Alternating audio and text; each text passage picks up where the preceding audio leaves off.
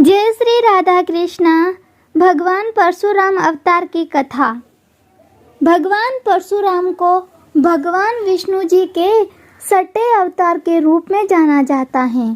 वैशाख मास के शुक्ल पक्ष की तृतीया पर परशुराम जी का जन्म हुआ था। इस दिन को परशुराम जयंती के रूप में मनाया जाता है। इस पावन दिन को अक्षय तृतीया भी कहते हैं। त्रेता युग में अक्षय तृतीया के दिन जन्म लेने के कारण परशुराम जी की शक्ति भी अक्षय थी। कहते हैं कि इस दिन किया गया दान पुण्य कभी क्षय नहीं होता है। यही नहीं, भगवान परशुराम जी की गिनती महर्षि वेदव्यास, अश्वत्थामा, राजा बलि, हनुमान, विभीषण, कृपाचार्य, ऋषि मार्कंडेय सहित उन 8 अमर लोगों में होती हैं, जिन्हें कालांतर तक अमर माना जाता है। रामायण, महाभारत, भागवत पुराण, कल्कि पुराण सहित कई ग्रंथों में भगवान परशुराम अवतार की कथा का वर्णन किया गया है।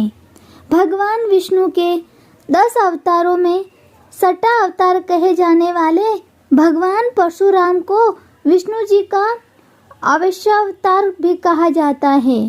परशुराम जी को भगवान विष्णु व शिव का संयुक्त अवतार माना जाता है, क्योंकि शिव जी ने उन्हें संहार लिया तो विष्णु जी ने उन्हें पालक के गुण प्राप्त किए।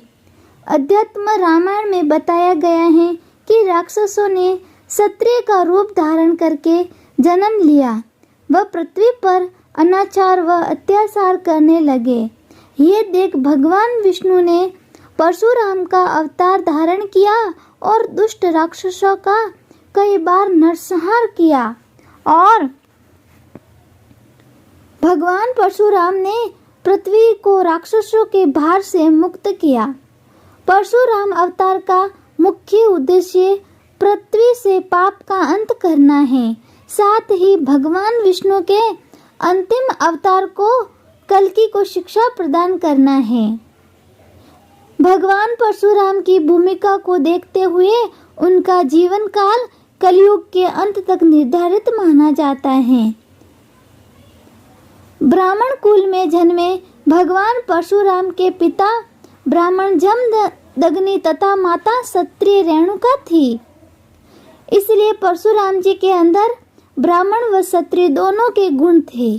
बचपन में उनका नाम राम रखा गया, लेकिन भगवान शिव से प्राप्त अस्त्र परशु कुल्हाड़ी के कारण उन्हें परशुराम के नाम से जाना जाने लगा। इनका जन्म स्थान मध्य प्रदेश के इंदौर में जनापाव नामक पहाड़ी पर माना जाता है। पौराणिक कथाओं के अनुसार एक बार राजा शस्त्र अर्जुन अपने सैनिकों के साथ ऋषि जमदग्नि के आश्रम में गया, जहाँ उसका मन ऋषि की गाय कामधेनु पर आ गया और उसे साथ ले जाने का मन बना लिया। जमदग्नि ने मना करने पर शस्त्र अर्जुन ने आश्रम तहस नहस कर दिया और गाय साथ लेकर चला गया। भगवान परशुराम को जब इस बात का पता चला तो वह क्रोधित हो उठे। उन्होंने शस्त्र अर्जुन का वध कर लिया। वह कामधेनु गाय को वापस ले आए। इसके बाद पिता ऋषि जमदग्नि के कहने पर परशुराम जी ने तीर्थ यात्रा पर चले गए। शस्त्र अर्जुन के पुत्रों ने अपने पिता का बदला लेने के लिए ऋषि जमदग्नि के आश्रम पर हमला बोल दिया। वह जमदग्नि का वध कर दिया। जब परशुराम तीर्थ यात्रा से वापस लौटे तो उन्होंने पिता की हत्या की खबर मिली, जिसके बाद उसका गुस्सा 7वें आसमान पर पहुंच गया। उन्होंने महिष्मती नगरी पर आक्रमण कर उस पर अपना अधिकार कर लिया। इसके बाद उन्होंने एक के बाद एक 21 बार राजा शस्त्र अर्जुन के क्षत्रिय वंश का पृथ्वी से विनाश कर दिया। यही नहीं, क्षत्रियों के रक्त में स्थलत पंचक क्षेत्र के 5 सरोवर भी भर दिए और अपने पिता का श्राद्ध शस्त्र अर्जुन के पुत्रों के रक्त से किया।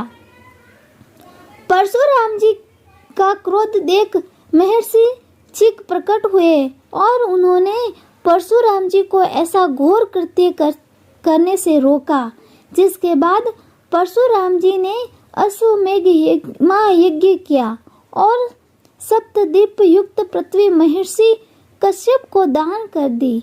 साथ ही देवराज इंद्र के समक्ष अपने सहस्त्र त्याग दिए और सागर द्वारा उच्छिष्ट भूभाग महेंद्र पर्वत पर आश्रम बनाकर रहने लगे।